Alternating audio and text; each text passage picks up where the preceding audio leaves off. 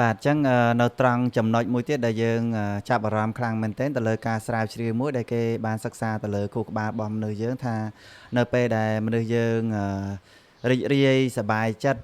ឬក៏ចូលចិត្តអីម្យ៉ាងគឺខួរក្បាលរបស់យើងតែងតែទទួលរងនៅរំញោចម្យ៉ាងនៅពេលដែលរំញោចនោះកើតឡើងគឺខួរក្បាលរបស់យើងវាបាន release នៅ chemical ម្យ៉ាងដែលគេឲ្យឈ្មោះថា dopamine អញ្ចឹង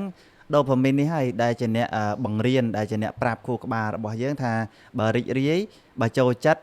បើឈ្នះបើរំភើបយើងខួរក្បាលយើងរៀនសូត្រថាយើងធ្វើមួយសារទៀតចូលចិត្តធ្វើមួយសារទៀតរីករាយធ្វើមួយសារទៀតអញ្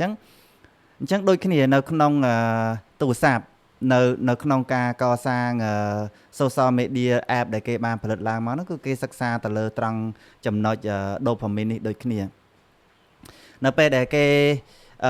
បង្កើត app គឺគេបង្ហោះវីដេអូបង្ហោះគេ design ជាលក្ខណៈឲ្យយើង scroll អញ្ចឹងគឺគេចង់ឲ្យខួរក្បាលរបស់យើងនឹង release នៅ dopamine នឹងដូចគ្នាពីព្រោះនៅក្នុង app ឬក៏នៅក្នុងវីដេអូហ្នឹងគឺវាតែងតែមានវីដេអូកំ pl ែងវីដេអូរន្ធត់តក់ស្លុតអស្ចារ្យរំភើបរីករាយអបសុខអីផ្សេងទាំងអស់ហ្នឹងសប្បាយអៀនខ្មាស់អីផ្សេងហ្នឹងគឺវាជារំញោចទៅលើអារម្មណ៍របស់យើងកាលណាអារម្មណ៍របស់យើងរំញោចគឺខួរក្បាលរបស់យើងវា release នៅ chemical dopamine អញ្ចឹងនៅក្នុង app ហ្នឹងគឺគេ build មកគឺវាផ្ដល់ឲ្យយើងនៅ dopamine អញ្ចឹងដូចគ្នាអញ្ចឹងកាលណាវាផ្ដល់ឲ្យយើងនៅ dopamine អញ្ចឹងដូចគ្នាគឺយើងคล้ายទៅជាអ្នកដែលរងនៅរំញោចដែលរំញោចរហ័សរំញោចលឿនដែលយើងតាមចាប់ការភ្ញាក់ផ្អើលនៅក្នុងវីដេអូដែលគេបានកសាងដែលគេបានផលិតនៅក្នុង app ហ្នឹងមកអញ្ចឹងដូចជាប្រភេទ TikTok ឬក៏ app មួយចំនួនដែលធ្វើឲ្យយើង scroll ហ្នឹងគឺយើងចេះតែចង់ដឹងថាតើនៅខាងក្រោមហ្នឹងវាមានវីដេអូប្រភេទអីទៀតនៅខាងក្រោមហ្នឹងមានវីដេអូប្រភេទអីទៀតពីព្រោះយើងរងនៅរំញោចរងនៅអារម្មណ៍ដែលគេដែលមាននៅក្នុងវីដេអូមួយហ្នឹងអញ្ចឹងវីដេអូមួយហ្នឹងវាបានផ្ដល់ឲ្យយើងនៅដូផាមីនទាំងអស់ហ្នឹងខួរក្បាលយើងចាប់ដើមរំញោចនៅពេលដែលយើងចាប់ដើមប្រើវាយូរទៅគឺយើងចេះតែ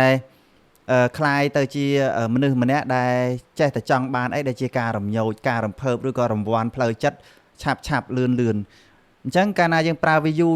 ទៅគឺខួរក្បាលយើងគឺត្រូវបានបង្វឹកឲ្យទៅជារបៀបបែបហ្នឹងហើយរបៀបដែលគេបង្វឹកហ្នឹងហើយដែលជារបៀបដែលគេធ្វើឲ្យយើងជាអ្នកប្រើប្រាស់នេះញៀនទៅលើការប្រើប្រាស់ទូរស័ព្ទកាលណាយើងញៀនទៅលើការប្រើប្រាស់ទូរស័ព្ទយើងបាត់បង់ការគ្រប់គ្រងមកលើខ្លួនឯងពីព្រោះយើងខួរក្បាលយើងគឺត្រូវបានគេបង្វឹកមានថាគេផ្លាស់ប្ដូររួចបាត់ទៅហើយរួចផ្លាស់ប្ដូរពីលក្ខណៈធម្មតាពីលក្ខណៈសាមញ្ញពីលក្ខណៈស្ងប់ស្ងាត់ឲ្យទៅជាលក្ខណៈមួយដែលត្រូវការរំញោចអារម្មណ៍ជានិច្ចត្រូវការបំពេញអារម្មណ៍ជានិច្ចអញ្ចឹងនៅពេលដែលយើងញ៉ាំបាយក៏យើងត្រូវការទូរស័ព្ទមើលនៅពេលដែលយើងជជែកជាមួយគេយើងត្រូវការទូរស័ព្ទមើលនៅពេលដែលយើងរងចាំយើងត្រូវការទូរស័ព្ទនៅពេលដែលយើងចូលធនាគាររងចាំគេក៏យើងត្រូវការទូរស័ព្ទពេលដែលយើងចូលបន្ទប់ទឹកគឺយើងត្រូវការទូរស័ព្ទពីព្រោះអារម្មណ៍របស់យើងខួរក្បាលរបស់យើងនឹងគឺត្រូវបានបង្វឹកឲ្យคล้ายទៅជាប្រភេទខួរក្បាលដែលត្រូវការរំញោចត្រូវការបញ្ចេញនៅដូផាមីនហ្នឹងអញ្ចឹងដូចអ្នកដែលគាត់ជក់បារីអញ្ចឹងអ្នកដែលគាត់ជក់បារីគឺគាត់នៅក្នុងបារីហ្នឹងគឺគេមានសារធាតុនីកូទីនហ្នឹងគឺវាជាអ្នកដែលពេលដែលយើងស្រូបផ្សែងបារីនឹងចូលគឺវាចូលទៅក្នុងខួរក្បាលរបស់យើងវាផ្ដល់ឲ្យនៅអារម្មណ៍សុខស្រួលដែលធ្វើឲ្យខួរក្បាលរបស់យើងនឹង release នៅដូផាមីននឹងដូចគ្នាអញ្ចឹងហើយបានគេជក់បារីនឹងគឺគេឲ្យយើងនឹងជក់ឲ្យយើង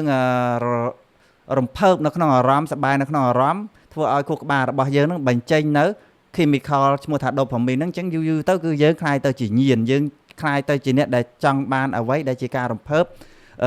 ភ្លាមឆាប់រហ័សអញ្ចឹងហើយបានយើងคล้ายទៅជាអ្នកញៀន